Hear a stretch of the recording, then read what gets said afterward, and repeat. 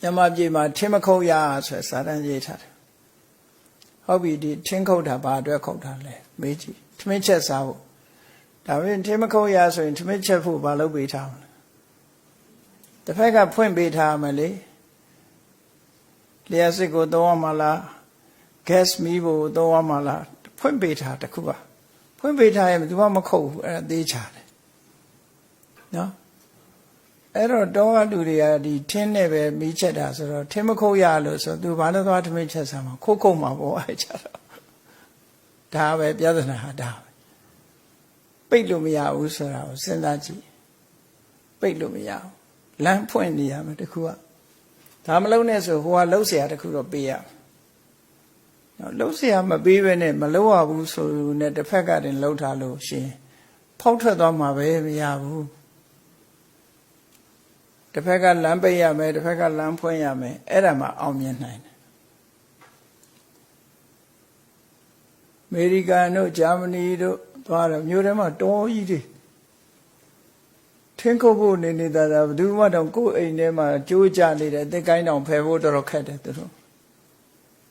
ဟောဗမာပြည်သွားတဲ့မျက်စိနဲ့ကြည့်မယ်ဆိုဟာထင်းနေကောင်းလိုက်တာလို့အောင်မယ်ဟိုမှာအဲ့ဒီအကိုင်းကြိုးကြရင်စိတ်ညစ်နေတာယူပြီးတော့အဲ့ဒီအမိုက်သိမ်းတဲ့ကားလာရင်တင်ပေးဖို့ရစုထားရတယ်အမိုက်သိမ်းမဲ့နေရအနှိုးဆိုရင်ကိုယ်ဓာကြီးပြစ်ဖို့ဝန်တော့ဝန်မိုးကြီးဘယ်သူမှလည်းထင်းမခုတ်ဘူးထင်းမဖြတ်ဘူးဒီတိုင်းပဲတစ်ကိုင်းနေကြိုးကြဒီတိုင်းနေတာဘာလို့မခုတ်တော့လျှက်စစ်မီးနဲ့ချက်နေကြတာလေဘယ်ထင်းခုတ်မှာဒုက္ခဘယ်သူခံမှာတော့gas နဲ့ချက်မယ်လျှက်စစ်နဲ့ချက်မယ်ဘယ်သူမှဒုက္ခမခံဘူးထင်းဘူးအဲ့တော့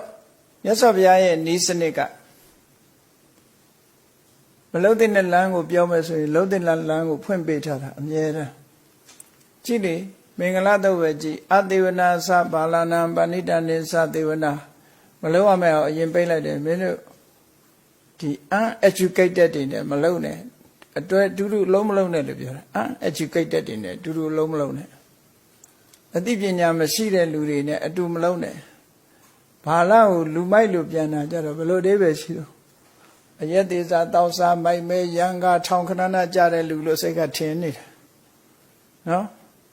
အဲ့ဒါပြောတာမဟုတ်ဘူးဘာလာဆိုတာဉာဏ်မရှိတဲ့လူကိုဘာလာလို့ခေါ်တာသူကြည့်ရင်တော့ပြုံးပြုံးရွှင်ရွှင်ပဲလူကြားထဲမှာနေတာသဘောကောင်းတယ်အဲ့ဘာလာအတွေးမှားနေတယ်ဟိုလူမိုက်ကလူဆိုးနဲ့လူမိုက်ကွဲဖို့လို့သေးတယ်ကြလားဘာလာလူမိုက်ဆိုတာပညာမတတ်တဲ့လူကိုပြောတာပညာမတတ်တဲ့လူလုံးလိုက်လို့ရှိရင်ကိုယ့်ကအကုန်ဖြစ်တယ်ပျက်စီးတယ်နော်မတတ်တဲ့လူလုံးရင်ကိုယ့်ကအကုန်ဖြစ်တယ်ဥပမာမတတ်ဖဲနဲ့ကားတက်မောင်းတယ်ကားတိုက်တယ်မတတ်ဖဲနဲ့တခုသွားလို့တယ်ပျက်စီးတယ်uneducated ကိုဘာလားလို့မှတ်တာပို့ပြီးတော့အဆင်ပြေတယ်ပညာမရှိတဲ့ပုဂ္ဂိုလ်လို့ဆိုလို့တယ်ကုမ္ပဏီတခုလုံးကြည့်ပါလား uneducated ကိုဆရာတင်လိုက်လူကြီးခန့်ထားလိုက်ပညာမတတ်တဲ့လူကြီးခန့်ထားလိုက်လွယ်လွယ်မမတွေလောက်ကုန်မှာပဲလေသိချတယ်ဒါကြောင့်မြတ်စွာဘုရားအသေဝနာသဘာလနာမင်း uneducated တွေနဲ့ပညာမဲ့တဲ့ပုဂ္ဂိုလ်နဲ့တွဲမလုံးနဲ့တွဲလို့ရင်ထမင်းချက်ရင်လည်းထမင်းတူးလိုက်မယ်ဟင်းချက်ရင်လည်းစားကောင်းမှာမဟုတ်ဘူးအောက်ခြေသိမ်းလေးကအမိုက်လဲတောင်တသက်ရဖြစ်မှာမဟုတ်ဘူးရှုပ်သွားတာပဲဖြစ်မယ်ဒီလိုဘာလို့မသေးမသက်ဖြစ်မှာပဲအကုန်မတတ်တဲ့လူလုံးလို့ရှင်မပြီးဘူးအဲ့တော့မြတ်စွာဘုရားအဲ့ဒီဘက်ကပိတ်ထားပြီးတော့ဒီဘက်ကဖွင့်ပေးလိုက်တယ်လေပဏိတနိသသေဝနာအသိပညာရှိတဲ့ပုဂ္ဂိုလ်တွေတတ်တဲ့ပုဂ္ဂိုလ်တွေ educated တွေနဲ့လုံးတွဲပြီးတော့အဲ့ဒါမှလုပ်ငန်းဟာအောင်မြင်မယ်လို့သူတို့ပြောတာဘယ်ကိစ္စပဲဖြစ်ဖြစ်အခြေခံကနေစပြီးတော့အဲ့လိုမတတ်တဲ့လူထိတ်မတင်နဲ့တတ်တဲ့လူကိုထိတ်ကိုတင်ပြီးတဲ့အခါမှာလဲတတ်တဲ့လူရဲ့စွမ်းဆောင်မှုတွေကိုအသိမှပြုရမယ်ပူဇာစပူဇတ်နေရနာဆိုတာ